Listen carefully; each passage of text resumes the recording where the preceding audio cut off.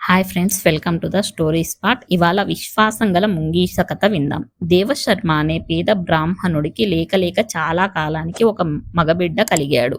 ఆ బిడ్డను చూసుకుని తల్లిదండ్రులు పరమానంద భరితులయ్యారు. చందనం పూసుకున్న కన్నా కూడా పుత్రస్పర్శ చల్లగా ఉంటుంది కదా. కొడుకు కోసం సోదరులను, తండ్రిని, సంరక్షకుణ్ణి కూడా తృణీకరిస్తారు. పిల్లలు లేని కాలంలో ఆ ఇంట ఒక ముంగీస పెరిగింది. అది స్వేచ్ఛగా ఇల్లంతా తిరిగేది.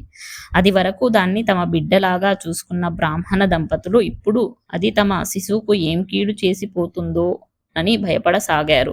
తమ బిడ్డను గురించి వారికి గల మితిమీరిన ఆందోళనే ఈ భయానికి కారణం. ప్రసవించిన 10వ రోజున బ్రాహ్మణుని భార్య పురిటి స్నానం చేయటానికని నదికి వెళ్ళింది. పోబోతూ ఆమె తన భర్తతో, నేను స్నానానికి వెళ్తున్నాను, బిడ్డను కాస్త జాగ్రత్తగా చూస్తూ ఉండండి అని హెచ్చరించింది. ఆమె వెళ్ళిన కొద్దిసేపటికి రాణిగారి పరిచారిక వచ్చి బ్రాహ్మణుడితో, రాణిగారు స్వయం పాకము దక్షిణ ఇస్తారట, వచ్చి తీసుకో అని చెప్పింది. రాణిగారిచ్చే దాని మీద ఆశ కొద్దీ బ్రాహ్మణుడు తన బిడ్డను, ఇంటిని ముంగీస రక్షణలో ఉంచి వెంటనే బయలుదేరి వెళ్ళాడు. అతను వెళ్ళిన కొంతసేపటికి గోడలోని కలుగులో నుంచి ఒక పాము పరిగెత్తుకుంటూ బిడ్డకేసి వచ్చింది. సహజ వైరం కొద్దీ ముంగీస దానితో కలియబడి హోరాహోరీ పోరాడి చంపి ముక్కలు ముక్కలు చేసింది. ఇంతలో దానికి బ్రాహ్మణుడు తిరిగి వస్తూ కనిపించాడు. తాను సాధించిన విజయానికి పొంగిపోతూ రక్తసిక్తమైన నోటితో ముంగీస బ్రాహ్మణుడికి ఎదురు వెళ్ళింది.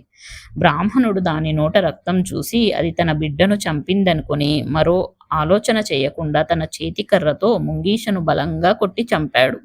కానీ అతను ఇంట్లోకి పోగానే నిద్రపోతున్న శిశువు, ముక్కలుగా తెగి ఉన్న పాము కనిపించాయి. అయ్యో, ఎంత పాడు పని చేశాను, పాపిష్టివాణ్ణి, నా బిడ్డను రక్షించిన ముంగీషను చేతులారా చంపుకున్నాను అని బ్రాహ్మణుడు దుఃఖాన్ని ఆపుకోలేక నేల మీద పొర్లి బాదుకోసాగాడు. అప్పుడు అతని భార్య తిరిగి వచ్చి, ఏమిటది, ఎందుకు శోకాలు పెడుతున్నావు అని అడిగింది. బ్రాహ్మణుడు ఆమెకు జరిగినదంతా చెప్పాడు. అంతా విని ఆమె, దురాశ కొద్దీ బిడ్డను చూస్తుండమని నేను చెప్పిన మాట పాటించావు కావు. అందుకు ఫలితం ఏమంటే మన బిడ్డను కాపాడిన అమాయక ప్రాణి నిష్కారణంగా చచ్చింది.